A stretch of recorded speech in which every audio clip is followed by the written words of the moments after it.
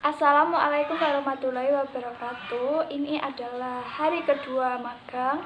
Nah, di sini saya akan menjelaskan tentang sedikit teks naratif kepada anak didik saya yang bernama Linda Marcella. Ya, Linda Marcella dari kelas 12 SMK Sudirman 1 Wonogiri. Iya.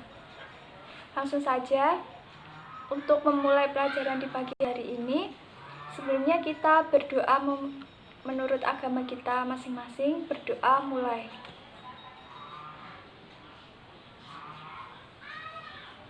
Berdoa selesai. Nah, di sini kita akan belajar teks naratif ya. Iya. Saya akan memberitahu tentang tujuan pembelajaran dari teks naratif tersebut. Yang pertama,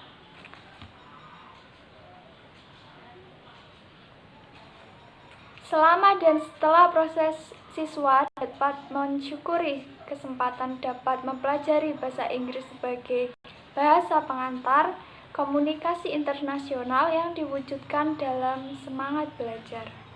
Yang kedua, setelah dapat menganalisis fungsi sosial, struktur teks, dan unsur kebahasaan pada teks naratif sederhana yang berbentuk legenda rakyat, sesuai dengan konteks penggunaan siswa, menunjukkan perilaku santun, disiplin, kerjasama, dan bertanggung jawab.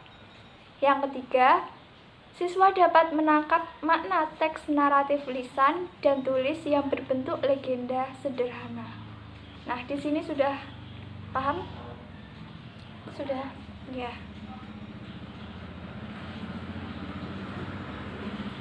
Sebelumnya tahu tentang teks naratif dari SMP ya? Iya.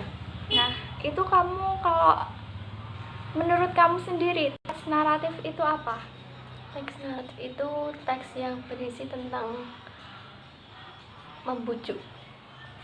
Nah, jadi ya, teks naratif itu is a type of text in English to tell a story that has a series of chronological events that are interconnected. Nah, teks naratif itu sendiri merupakan sebuah events atau kronologi yang berkaitan tentang sebuah cerita. Jadi cerita yang berkaitan dengan sebuah kronologi atau kejadian saat itu. Nah, tujuannya to entertain the reader about its story. Nah, tujuan dari teks naratif itu sendiri memberitahu tentang membaca tentang cerita tersebut. Nah, selanjutnya, the structure of the narrative text is as follows. Yang pertama ada orientations, complications, resolutions, reorientations, dan coda. Nah, coda itu sangat opsional ya, jadi jarang digunakan buat menganalisis teks naratif.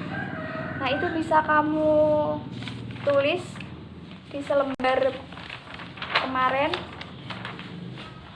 Bisa kamu tulis hal-hal yang masih kamu kurang paham. Yang pertama, sambil saya bacakan bisa kamu tulis. Orientations, introductions or opening in the front of introductions of character, time, and place.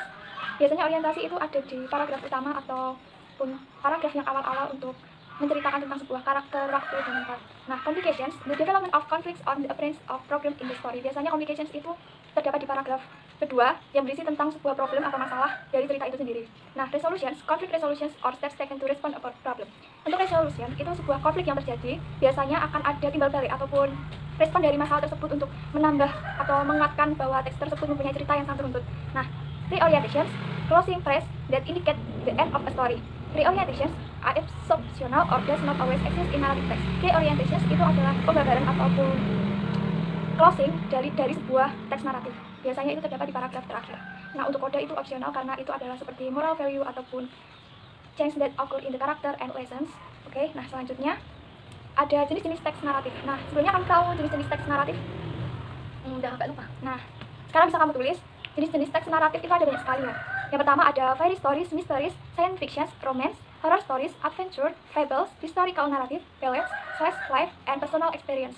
Nah, di situ bisa kamu tulis dulu jenis-jenis dari naratif teks. Nah, biasanya naratif teks itu sangat banyak sekali muncul di soal-soal UN ataupun soal UAS, UTS itu sangat banyak sekali karena memang intinya kamu harus tahu isi dari cerita tersebut dan kamu harus menjawabnya. Biasanya itu sangat banyak.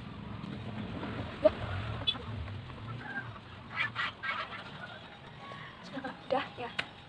Selanjutnya ada contoh dari teks naratif, bisa kamu baca satu paragraf saja.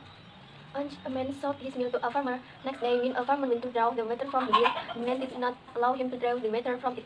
He said, "I have sold you the mill, not the water, so you cannot draw the water from the mill." Nah, di sini langsung saja ada questions and answer. Nah, yang pertama ada what is the text about. Nah, sebenarnya ini tuh hampir sama advertisement yang tadi. Jadi kita menjawab pertanyaan dari bacaan yang sebelumnya. Kalau yang tadi itu berisi dengan iklan. Nah, sekarang kita belajar tentang teksnya. Sudah membaca? Sudah. Nah, langsung saja ya. Yang pertama, what is the text about? Jawabannya adalah farmer is well and irritable.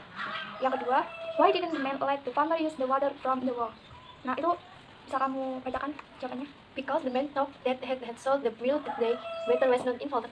Nah, selanjutnya yang ketiga, What is the moral value of the text?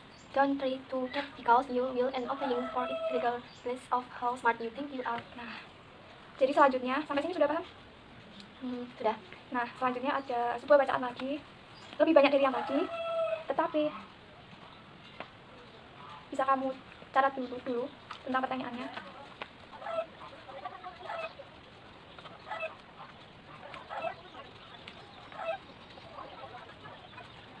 Sudah. Nah, selanjutnya kamu baca lalu kamu jawab dari pertanyaan yang sudah kamu tulis tadi. Nomor 1, what the title of this text? Jawabannya adalah Gatot Kaca. Ya, langsung saja jawabannya adalah Gatot Kaca.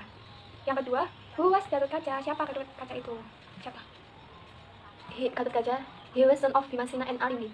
Nah, jawabannya Gatot Kaca was sons of Bimasena and Arimbi. Yang ketiga, how could Gatot Kaca fly? Jawabannya adalah Because the god gave him a special gift and a superpower. ya, jawabannya adalah because the god gave him a special gift and a superpower. Yang keempat, what made the baby stronger and stronger? Jawabannya adalah The cast cut Gatot Kaca cord. ya, bisa kamu lihat dari bacaan yang di sini ya. Ya. Yang terakhir, what warrior Gatot Kaca's father? Jawabannya That no weapon could cut off his umbilical cord. nah, jadi udah paham sampai sini? Ya sudah. Ya. Nah, setelah ini saya minta kamu untuk mengerjakan PR. Kamu cari teks naratif sedikit saja dan kamu kasih pertanyaan dan langsung kamu kasih jawabannya. Besok ketika datang bisa kamu tukarkan dengan teman kamu. Oke? Oke. Ya. Sampai di sini pertemuannya dan semoga ilmunya bermanfaat. Ya. Wassalamualaikum warahmatullahi wabarakatuh.